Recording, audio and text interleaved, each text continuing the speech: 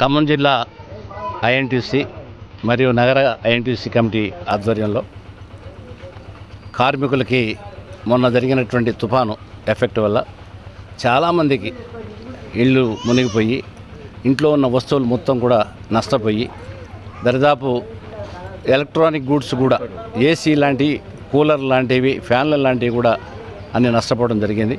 బట్టలు అయితే చెప్పడానికి వీల్లేదు. తినుబండారాలకు సంబంధించినటువంటి వస్తువులు ఏ వస్తువులు కూడా కనీసం మిగలలేదు.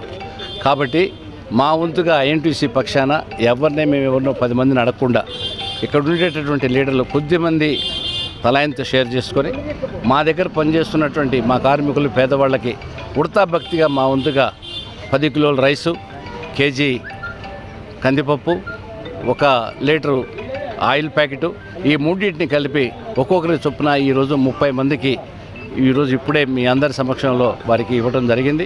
ఈ కార్యక్రమంలో సహకరించినటువంటి మా మిత్రులందరూ కూడా ధన్యవాదాలు తెలుపుతున్నా.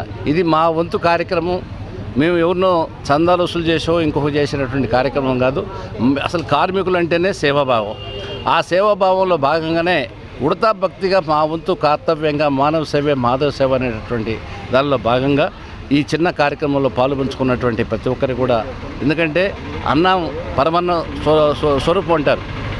అన్నం అనేటటువంటిది ఇవాళ ప్రతి మనిషికి అవసరమైనటువంటి వస్తువు. కాబట్టి ఈ అన్నం అనేటటువంటి విషయాన్ని ఆ భగవంతుడు ఉన్నటువంటి వాళ్ళందరూ కలిగినటువంటి వాళ్ళందరూ కూడా ఎంతో సాయం చేశారు.